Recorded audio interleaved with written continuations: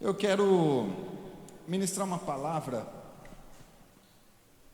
que me inspirou, foi um meme esses dias que está rolando na internet aí. Você já viu sabor energético, sabor, e virou uma moda, né? Então tá todo mundo falando sabor daqui, sabor de lá. E o que significa esse meme? Ele fala que aquilo que parece, mas não é. E eu quero usar esse tema para chamar a tua atenção para algo muito relevante e importante. Nós colocamos esse tema, sabor cristão, e isso me faz lembrar o porquê cristão chama cristão. Olha só que coisa, em Atos capítulo 11, 26, não precisa abrir, mas eu só quero narrar essa história. Os discípulos estavam em Antioquia, e os de fora olharam para aquele grupo de homens e mulheres, e eles falaram assim: esses são cristãos. E cristão significa o quê? Pertencentes a Cristo. Uma outra tradução diz pertencentes ao grupo de Cristo. E olha que coisa interessante, quem batizou eles de cristão, com o nome cristão, não foi nem o seu próprio grupo. Não foi assim, ó, nossa meu irmão, olha só, vou começar a te chamar de cristão. E aí cristão? Como a gente tem os costumes hoje aqui dentro, né? E aí varão? E aí varoa? Aqueles jargões que nós temos internamente, né? Está na bênção, misericórdia, glória a Deus, está repreendido. É as coisas que a gente fala, sim ou não? Quando eu cheguei na igreja, eu falei, gente, o que significa esse tal de estar repreendido? Ou varão, varoa, misericórdia. Quem estranhou quando começou a vir na igreja, começou a ouvir esses ditos internos do crente? Levanta a mão. Estou mais feliz, aliviado, porque não sou sozinho então nessa. Eu falo, mas que hora que eu posso falar glória a Deus? Eu ficava pensando, que hora que eu posso falar aleluia? Que hora que eu falo está repreendido? O sangue de Jesus, que hora que eu dito isso? E quem deu esse nome a eles foi as pessoas de fora, porque os de fora olharam e falaram assim: aquele grupo, eles são muito parecidos com Jesus, eles têm a característica de Jesus. Então eles não apenas têm um nome, ou fazem parte de um grupo qualquer, mas eles realmente têm a essência. E o que eu quero ministrar ao teu coração é que o Senhor desperte em nós, não apenas a aparência, não um linguajar, não um rótulo ou um título, mas a essência. Porque mais do que alguém apontar para nós e dizer assim: olha, aquele ali vai na igreja, aquele ali está frequentando uma igreja agora, mas que as pessoas olhem na gente e vejam a nossa reação no dia a dia. Eu quero liberar uma palavra sobre a tua casa, sobre a tua vida, que a tua família será impactada pela tua mudança, que o teu vínculo de amizade vai ver a transformação acontecendo sobre a tua vida, e vai chamar a atenção tanto deles, que eles vão querer conhecer esse Deus também, mas não pelo nome, mas pelo teu estilo de vida. Porque você sabia que o teu estilo de vida prega mais do que tuas palavras? Fala para alguém perto de você: o teu estilo de vida prega mais do que tuas palavras. Porque o estilo de vida, ele pode despregar o que nós falamos.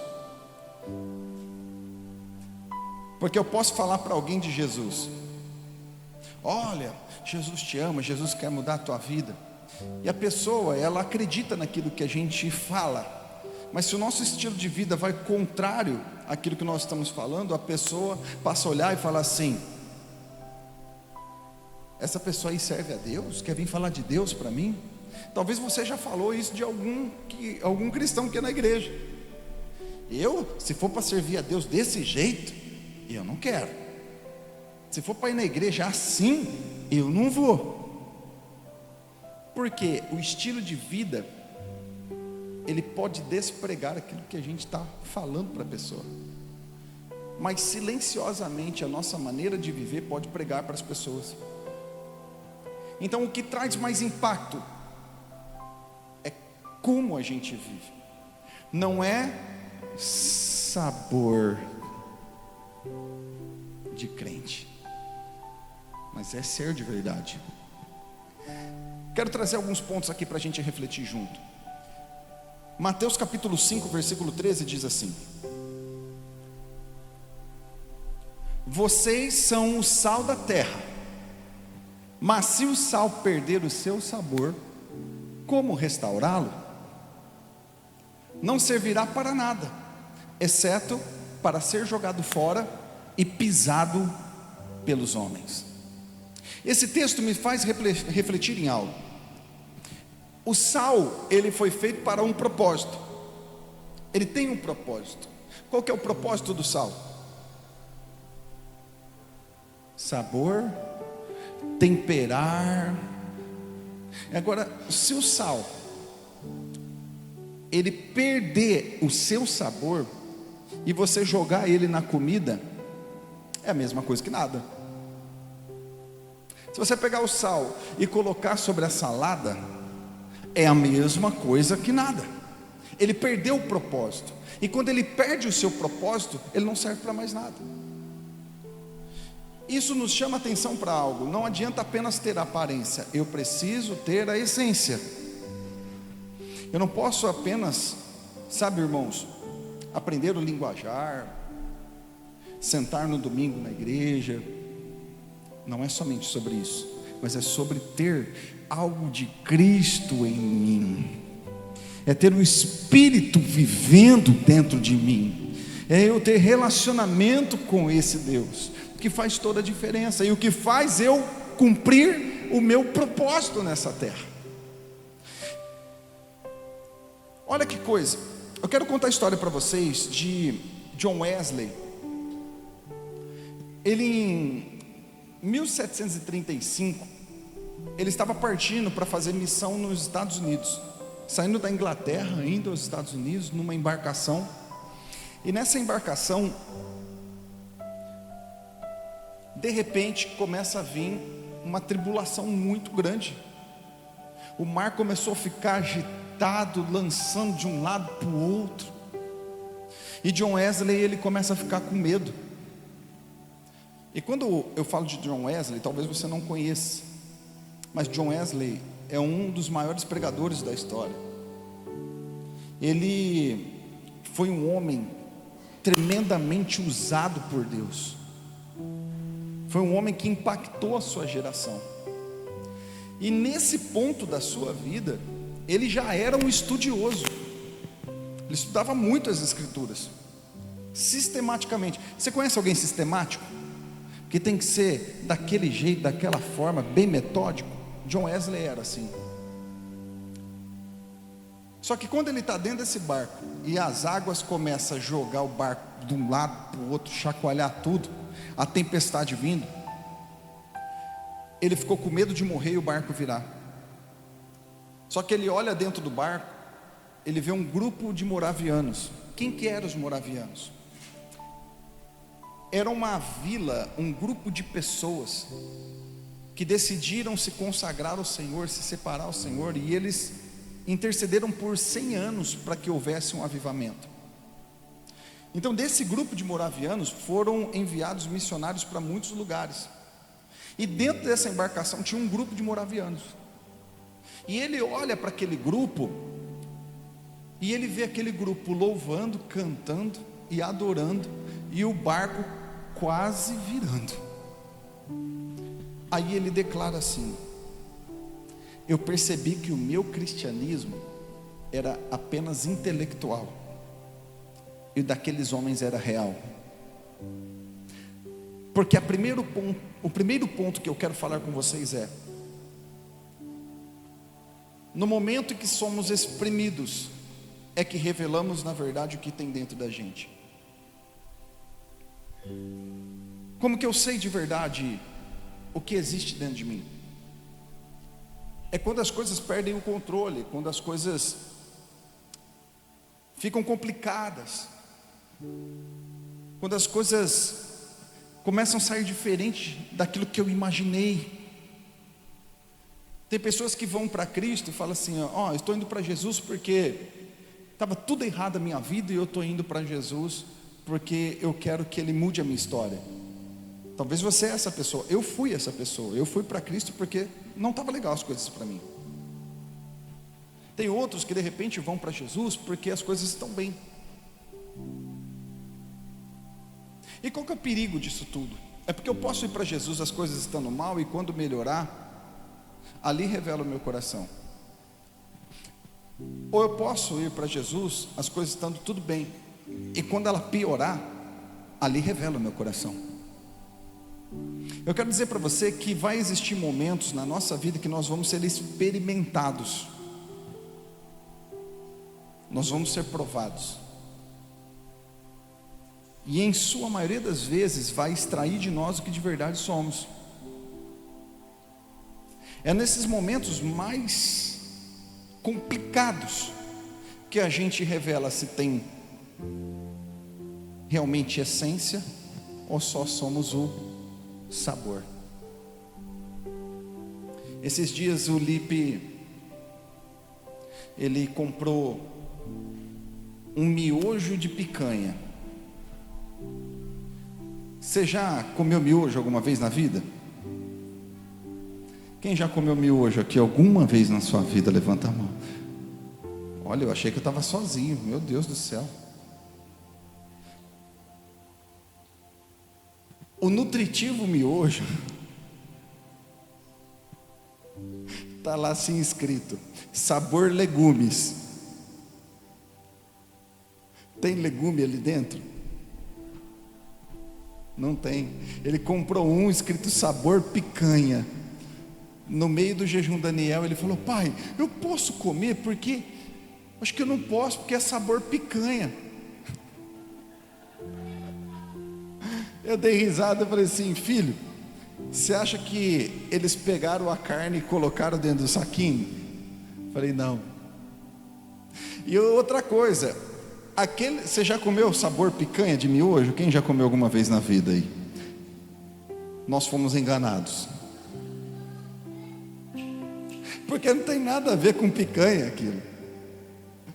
Até o miojo que você compra de carne não tem gosto de carne. Você compra assim: vou comprar o de galinha caipira.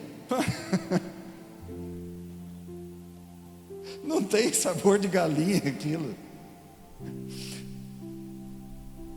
E não é, porque não é real.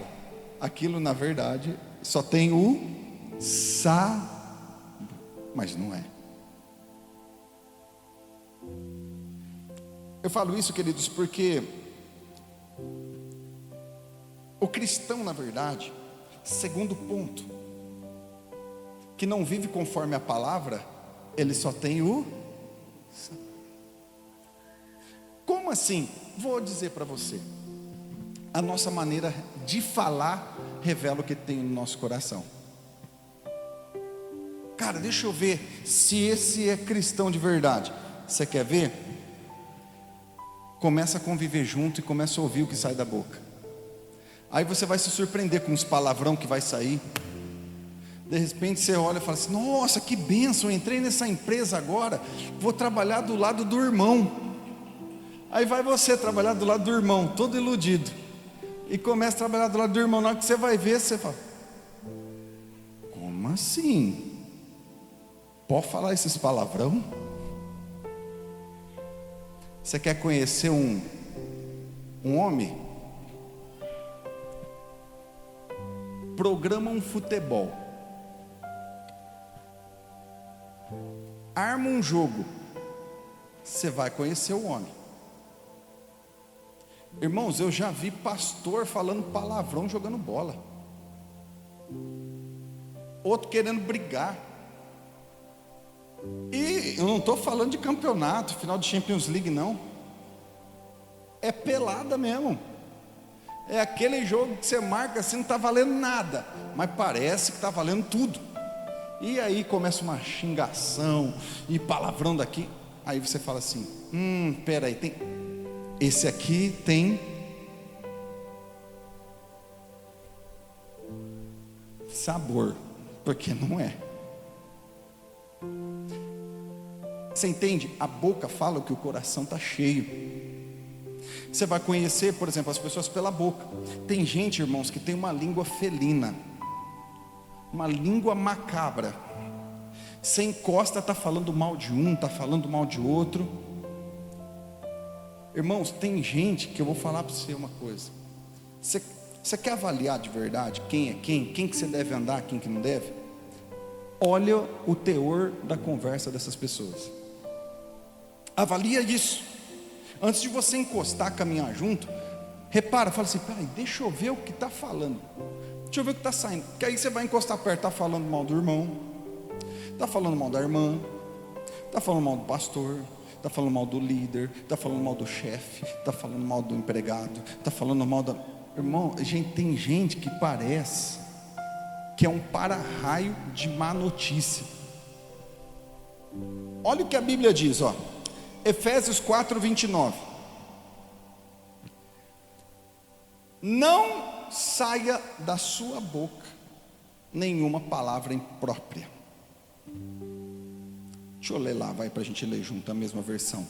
Nenhuma palavra torpe saia da boca de vocês, mas apenas a que for útil para edificar os outros, conforme a necessidade, para que transmita a graça aos que ouvem. Vamos então todo mundo junto, porque isso aqui a gente tem que gravar, porque eu creio que aqui não tem ninguém com sabor apenas, aqui tem gente de verdade, amém? Tem alguém de verdade aí perto de você ou não? Espera aí que eu não senti uma vibração total, estou com dúvida. Tem alguém de verdade aqui que tem a essência de Cristo? Glória a Deus. Então vamos lá, ó. Todo mundo junto. Nenhuma palavra torpe saia da boca de vocês, vírgula. Vamos lá? Então, nenhuma palavra torpe quer dizer o quê? Palavrão, palavra chula, palavra que não edifica, palavra feia. Isso não saia da boca de vocês. Fofoca, intriga, diz que me diz. Nenhuma.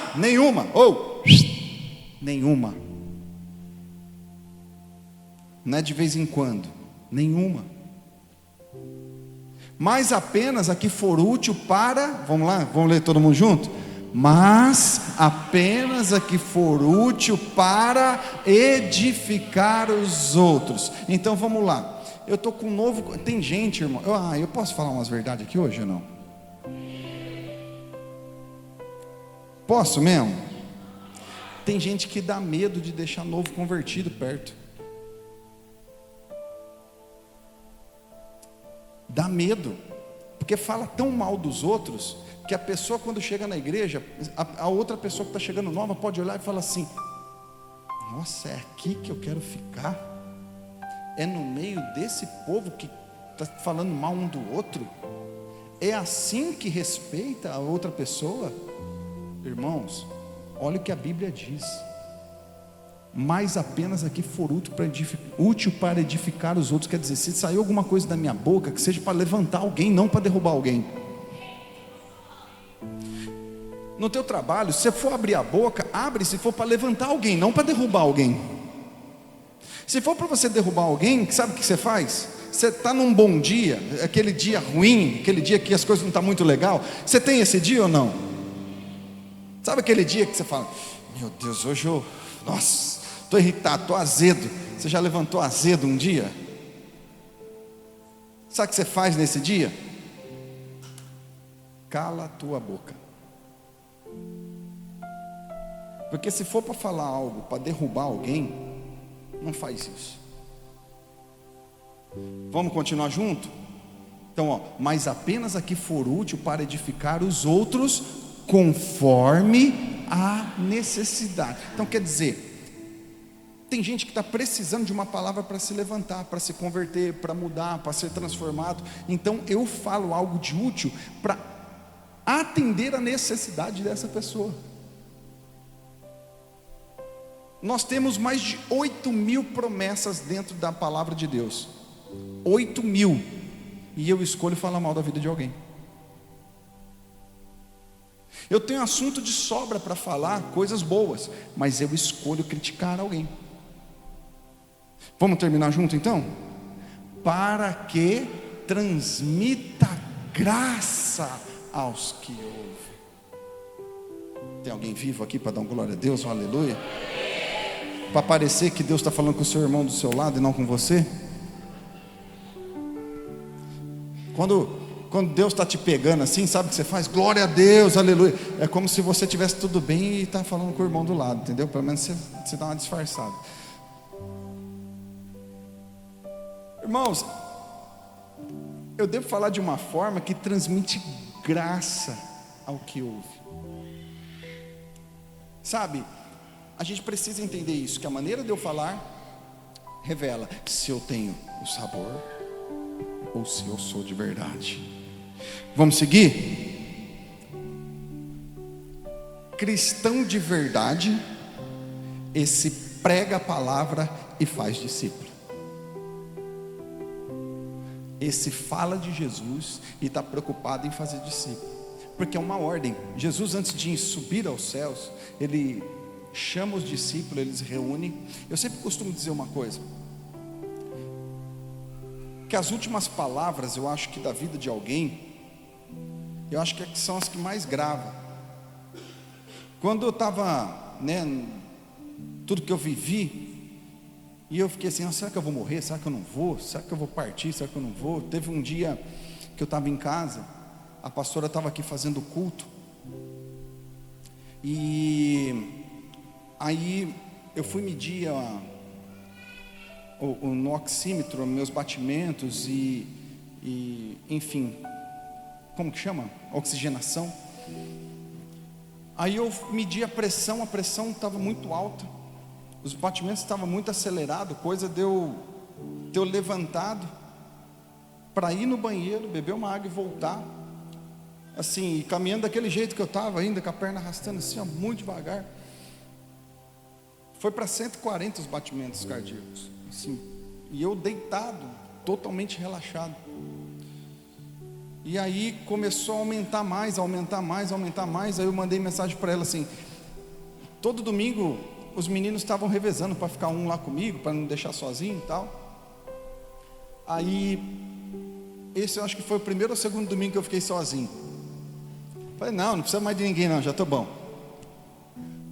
Aí beleza, segundo domingo, culto acabando, eu vi que acabou o culto e eu já não estava bem, o negócio estava piorando. Aí mandei mensagem para ela. Aí ela estava na reunião, acho que ajustando algumas coisas. Aí já saiu correndo, aí já chegou em casa ela, chegou a Ana, chegou o Leandro, para ver o que está acontecendo. E eu passando mal. Aquele dia eu falei, eu acho que eu vou bater as botas. E parece que quando você acha que vai morrer, você já fica pensando assim, nossa, eu preciso deixar a senha do banco. Eu preciso falar para ela.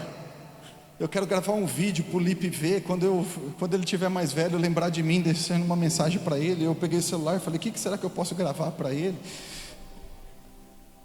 Gente, a mente vai longe, é ou não é? É um negócio assim, vai que vai, né? Eu falei, pai amado, porque eu já tinha dado um susto, né, na primeira alta que eu tinha tido, que eu quase morri lá debaixo do chuveiro, voltei para o hospital de novo. Então eu falei assim, agora se eu morrer, pelo menos eu deixo uma mensagem de despedida para meu filho, alguma coisa, né? E você começa a pensar um monte de coisa.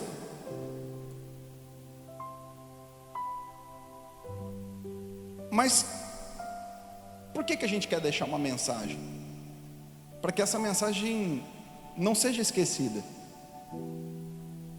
Jesus, quando ele vira para os discípulos e fala assim: vocês vão por todo mundo e vão pregar o evangelho a toda criatura, e quem crer e for batizado será salvo, quem não crer será condenado.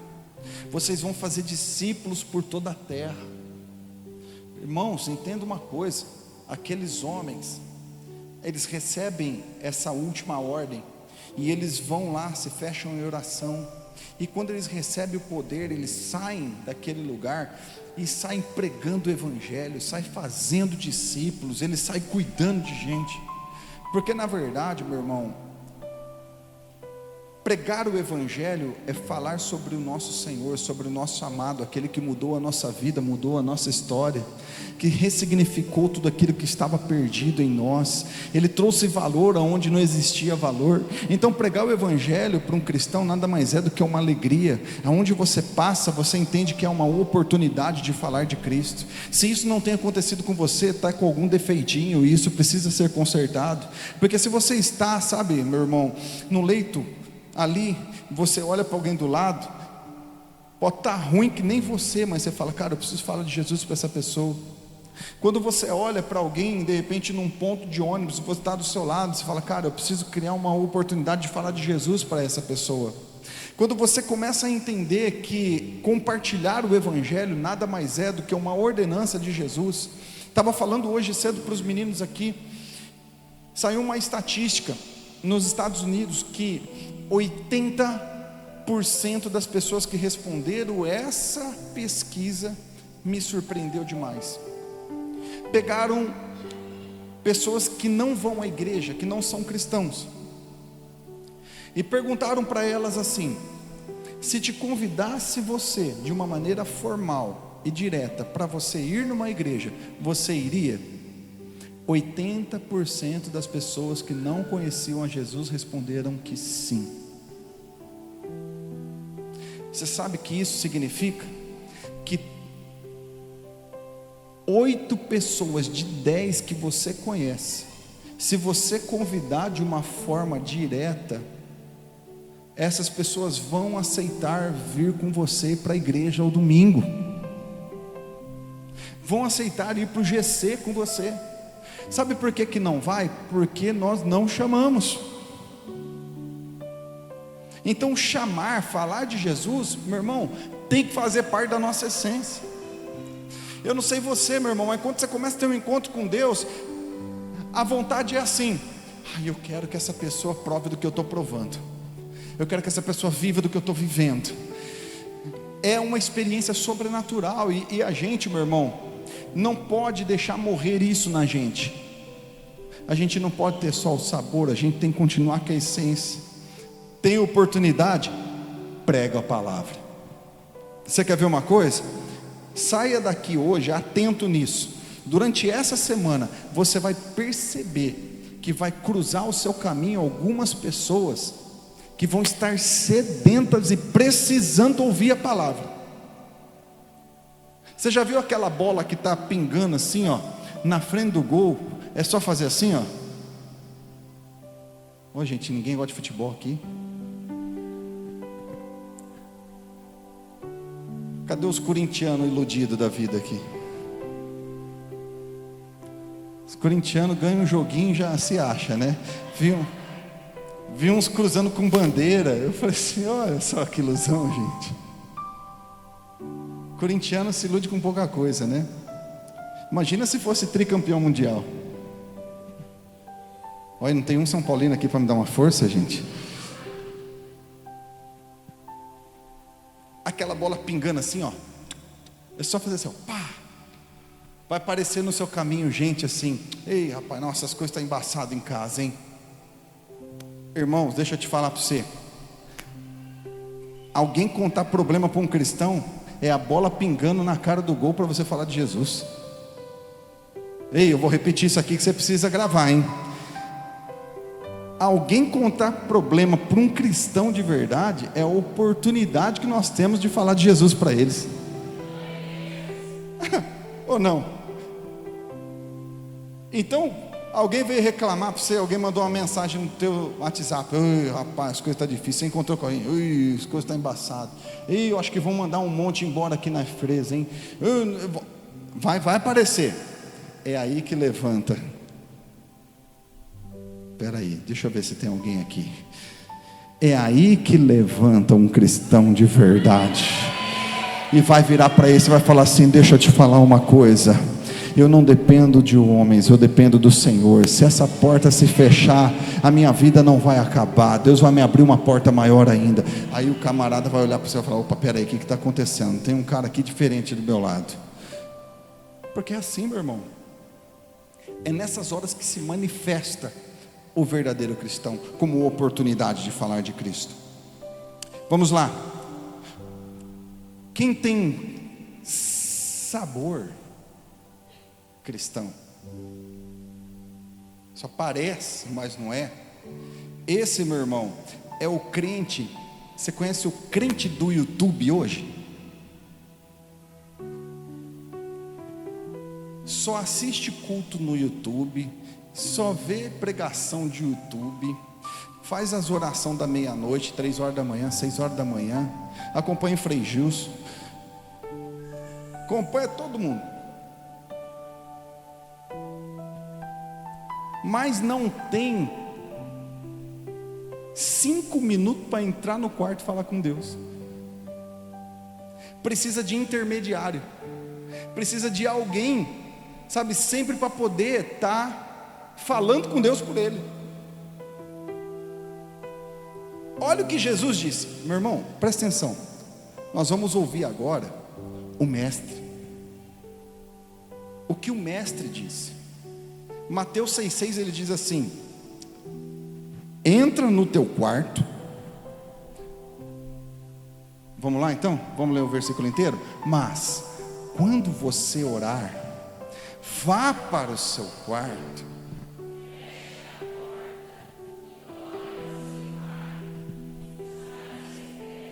então vê em secreto o recompensar. Então quer dizer, por que o mestre disse assim: entra lá, vai direto na fonte, vai direto falar com Deus. Eu lembrei de uma história, irmãos, pensa num homem que me inspira demais quando se fala de oração. Se você nunca estudou sobre esse homem, pesquisa depois. George Miller, um homem que teve um coração incrível. Ele leu a Bíblia mais de 50 vezes de joelho. Um homem que tinha oração intensa. Diz que Deus colocou no coração dele para cuidar de um orfanato. E naquele dia não tinha alimento no orfanato. Ele dobra o joelho ali na mesa do orfanato e ele começa a clamar com aquelas crianças. E ele fala assim: o Pai sempre ouve a minha oração. Fique tranquilo que a provisão virá. Imagina você com mais de 200 crianças para alimentar e você não ter alimento para pôr na mesa delas. E o cara ora a Deus e fala: Deus vai preparar. Diz que naquele momento estava passando em frente ao orfanato o caminhão com os pães do palácio, e o caminhão quebra em frente ao orfanato. E naquele dia não tinha como levar aqueles pães para o palácio. Então eles decidem doar todos os pães para o orfanato e sanar a fome de todas aquelas crianças. Essa era uma das histórias marcantes da vida de George Miller, que foi regada por oração. Agora deixa eu te falar uma coisa, irmãos. Nós não podemos recorrer ao Senhor só nos momentos de necessidade, mas isso tem que ser uma vida nossa, uma vida de intimidade, uma vida de comunhão, uma vida alinhada com o Senhor, uma vida onde o cristão ele tem como hábito orar, jejuar. Por exemplo, você decide jejuar quando?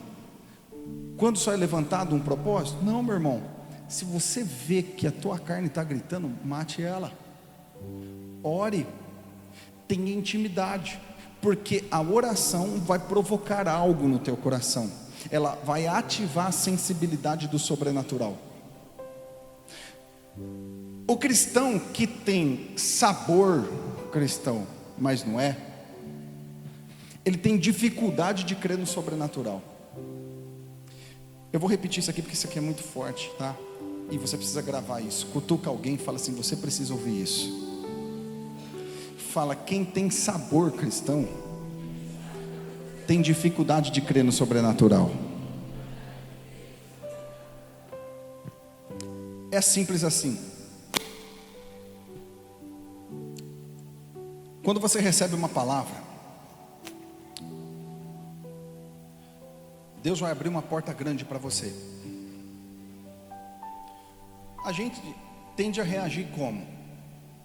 Às vezes, meu irmão, você está com uma fatura grande para pagar de cartão.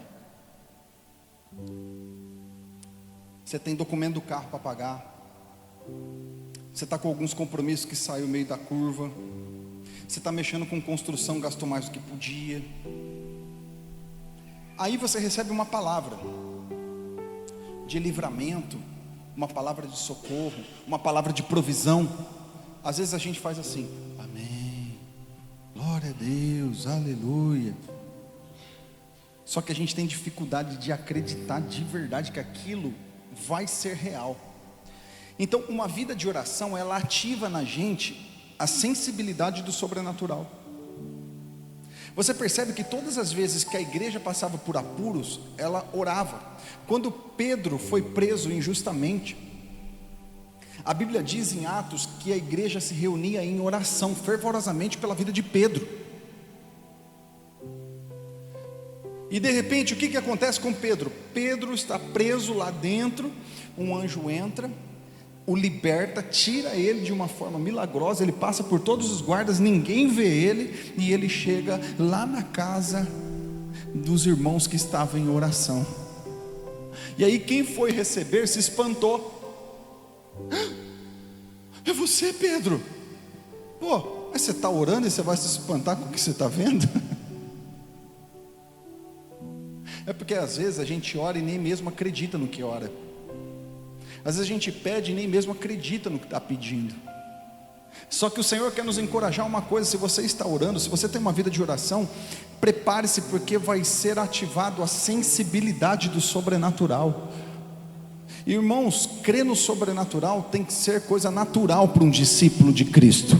Eu fico imaginando uma coisa: pensa Jesus dando um toque nos discípulos assim: vamos junto, que agora a gente vai ali em Cafarnaum. Eu tenho umas missão para fazer. Imagina as conversas um com o outro. Nós acabou de ver um cego enxergar agora. Imagina o que vai acontecer lá. Então eles iam já na certeza que algo sobrenatural poderia acontecer pelo simples fato de Jesus estar ali com eles. Essa é a sensibilidade real de um cristão, de um discípulo que anda perto de Cristo.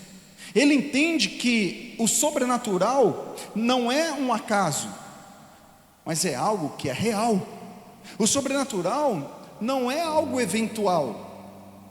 O sobrenatural se torna constante, porque ele caminha perto de Cristo, ele é um cristão, ele é um discípulo, e ele entende que o sobrenatural pode acontecer a qualquer momento.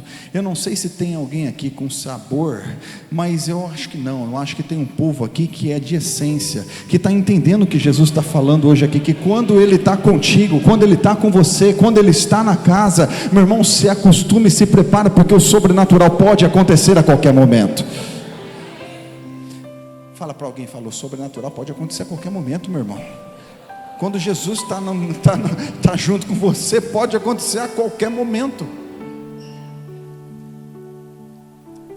Eu deixei esse último exemplo agora para falar, por último, porque nós vamos fazer um pouquinho de sujeira aqui. Vem aqui, Rivaldo. Eu já vou adiantar vocês, porque eu não fiz isso de manhã, e aí o pessoal ficou tudo espantado assim. Ai meu Deus, vai sujar. O pessoal estava mais preocupado na sujeira do que no exemplo que a gente estava dando. Então não se preocupa com a sujeira, que está tudo combinado. Eu falei para eles assim: vamos pôr uma bacia aqui embaixo, assim. Eles é mais doido que eu, né? O Rivaldo, a Jo falou: não, pastor, pode fazer mesmo, joga pro chão que depois nós limpa. Eu falei: então tá bom. Então vamos lá. Quem tem sabor cristão, esse é avarento e ridículo. Mas quem é de verdade, irmãos, entende o poder da generosidade, porque ele sabe o poder de honrar a Deus e socorrer pessoas. Uma coisa não supre outra, e não substitui outra. Tem gente que fala assim, a gente ouve, né? Ai não, pastor, quer dar dinheiro na igreja? Eu vou comprar uma cesta básica. Às vezes o que fala isso é o que não faz. A realidade é que uma coisa não é igual à outra, uma coisa é distinta da outra. Jesus, ele ensinou isso para a gente, sobre socorrer pessoas, mas também sobre honrar a Deus. São coisas completamente diferentes. Eu quero ler algum texto aqui com você, para contextualizar o exemplo que a gente vai dar. Abre em Malaquias 3, ou coloca aí para a gente Malaquias 3, 8, 10. Depois nós vamos ler em 2 Coríntios 9, 6. Diz assim: pode um homem roubar a Deus? Contudo, vocês estão me roubando e ainda perguntam: em que te roubamos? E o profeta Malaquias responde: nos dízimos e nas ofertas.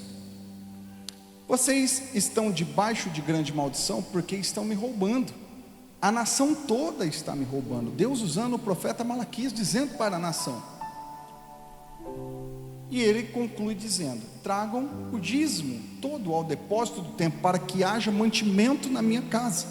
Põe-me à prova nisso, diz o Senhor dos exércitos, e vejam se eu não vos abrir as comportas dos céus e derramar sobre vós tantas bênçãos, que nem terão onde guardá-las.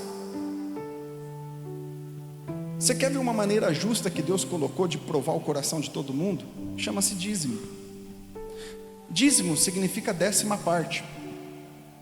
Por quê, irmãos? Imagina se Deus colocasse assim, estabelecesse um valor: R$500, R$1.000, R$100, certo?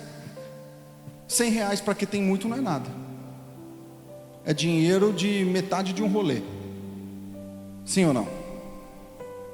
Para outro, talvez olhe e fale assim: meu Deus, 500 é muito. Então o Senhor, ele coloca uma porcentagem, porque quem tem muito vai fazer na sua proporção, e quem tem pouco faz na sua proporção. E o Senhor diz assim: façam isso, tragam o dízimo à casa do tesouro, para que vocês cuidem da minha casa, e com isso faz prova de mim.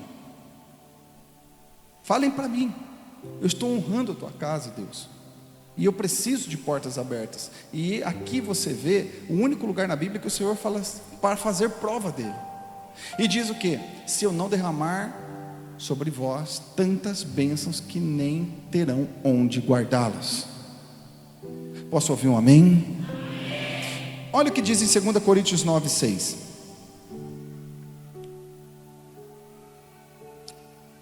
Lembre-se, Paulo está falando com o povo de Coríntios, e ele diz assim: lembrem-se, aquele que semeia com moderação, também colherá moderadamente.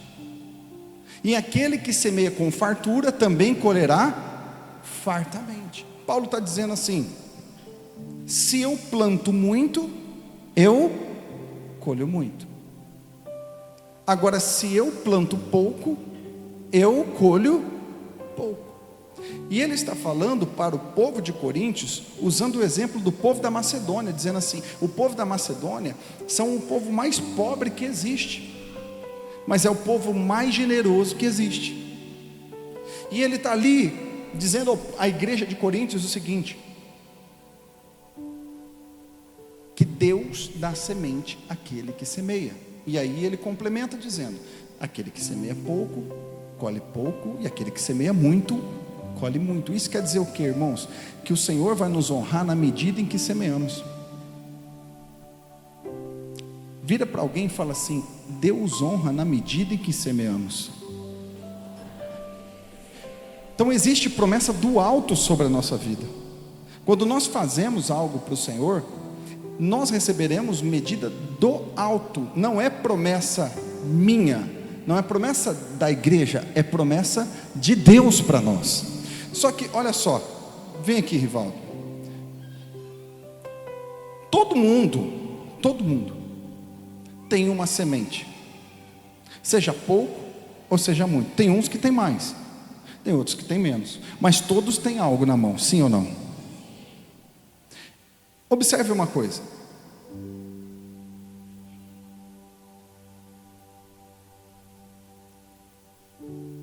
Ele está com a mão fechada, certo? Ele precisa entender o quê? Que essa semente, abre agora, ela está aqui, certo? Ele tem uma semente. Se ele comer essa semente, ou reter essa semente, fecha a mão. Essa semente não vai produzir nada. Essa semente só produz se ela for semeada, se sair da mão dele. Não tem como entrar algo novo na mão dele se essa semente não sair primeiro. O Senhor está querendo dizer o que para a gente? Ele dá a semente para todos. Todos nós temos. Cada um na sua proporção, mas todos nós temos. Agora, se ele decide guardar essa semente e não semear, Deus vai tentar derramar mais sobre ele, mas ele não vai reter, porque ele guardou para ele. Isso aqui significa, irmãos, quando a gente é tão fechado de coração que 10% nos controla. A gente é tão fechado de coração que a gente confia mais nos 10% do que a bênção sobre os 90%. É quando a gente retém. Quando você acha que, por exemplo, R$200 vai mudar a sua vida, 300 se é a 10ª parte vai mudar a sua vida, se 500 é a 10ª parte vai mudar a sua vida, então você retém. Só que Deus está tentando derramar algo sobre ti, mas só que a semente não saiu daqui. A multiplicação para vir, a abundância de Deus, aquilo que o Senhor disse, que derramaria bênção sem medidas, só virá se algo sair da sua mão primeiro. Agora, semeie, vire ela para baixo, semeia. Agora ele pode receber mais. Enquanto não saiu da mão dele, ele não pôde receber. Agora, semeie, ele pode receber mais. Semeie, agora ele pode receber mais. Enquanto ele continua semeando, Deus vai derramando. É o que a Bíblia diz: ele dá semente a quem semeia, e quem semeia com fartura colhe. Quem semeia com moderação vai colher. Eu creio que Deus tem uma semente, uma colheita abundante para a tua vida. Você crê nisso? Ele quer fazer isso sobre você. Se você crê nisso, levanta a sua mão. Ele quer derramar de bênção sem medidas, quando você cuida da casa de Deus e quando você cuida também do necessitado, do órfão, daquele que está precisando. Eu creio, meu irmão, se você crê nisso, que está chegando um tempo, que o Senhor está tocando no teu coração, na tua vida, Ele está movendo sobre ti, sabe, quebrando o mamon no teu coração, que muitas vezes você fala: não, cada um tem que cuidar da sua vida, eu não vou ajudar o outro não, eu não estou nem aí, ele que se lasque, ele que faça o que tiver que fazer. Às vezes você olha e fala assim: não, a igreja que se vire. Meu irmão, quando você tem esse pensamento, o reino não avança. Mas quando você decide ser alguém diferente, Deus vai fazer assim, ó, Ele vai derramar sem medida sobre a tua vida.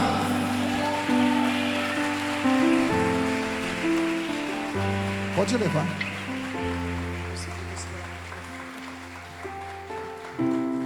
Você está entendendo, meu irmão? Porque é promessa. Nós tivemos o Descende nesse final de semana, né? Sabe, irmãos, às vezes assistindo, fala assim, gente, que vontade de...